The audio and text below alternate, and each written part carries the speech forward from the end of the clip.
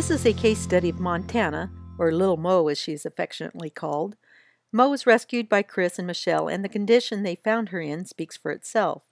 Chris and Michelle had begun the rehabilitation process, and Mo had put on a good deal of weight, but during a training session had suffered a traumatic fall.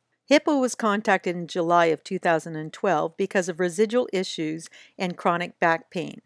Chris and Michelle were intensely interested in providing an integrated approach to Mo's recovery, which of course is Hippoh's reason for existence. Because of the horse's back issues, we first evaluated the fit of the saddle to rule out discomfort or pain caused by ill-fitting tack. The saddle fit evaluation indicated the saddle was too long, extending past the last thoracic rib, and the tree width and angle were not correct for her build. Luckily for Lil Mo, Michelle and Chris acquired an appropriate saddle that would not restrict her shoulder movement, cause any discomfort, or long-term damage. A thermographic body scan had also been performed and indicated some changes in the shoeing and trimming of the hoof were needed. The scan highlighted the obvious back issues but also pinpointed other potential problem areas. After a veterinary exam including chiropractic and acupuncture treatments was performed, a protocol for Mo's rehabilitation was discussed. Chris and Michelle enthusiastically followed the instructions and were very successful at relieving Mo's physical discomfort. The Hippoh team revisited Mo 6 months later, and although the improvements were impressive and wonderful to see, Mo was still experiencing back sensitivity, especially after being ridden. Since Mo's shoeing had been improved, the saddle fit was correct, and physically Mo was in great shape, that left the training. The most basic principle of classical foundation training is that the horse move freely forward using an optimum range of motion, relaxation, rhythm, and impulsion to encourage the engagement and rounding of the back upwards, lifting and supporting the rider. As you can see, Mo has a very pleasant attitude, but is traveling with her back dropped and hollow and is lacking the range of motion and impulsion needed to engage the back.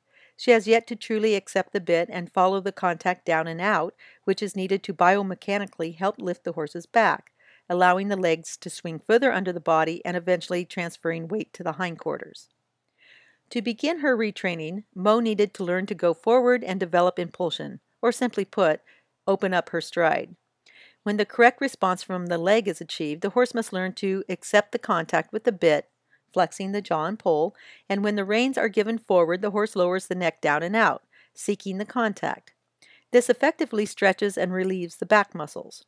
When the horse begins to round the back upwards, it opens up the space between the vertebrae and allows for flexibility and suppleness through the rib cage, resulting in a horse being very bendable. When the horse inverts the back from poor saddle fit or training issues, the vertebrae become compressed and the spine becomes rigid. Numerous physical issues can develop from this way of going.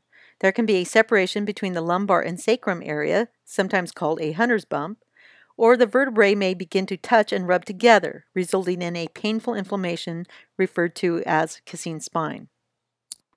Our case study of Lil Mo ends on a wonderful and successful note. You can see how well she is doing. There is no indication of sensitivity in her back, and there is nice muscle development over her loins.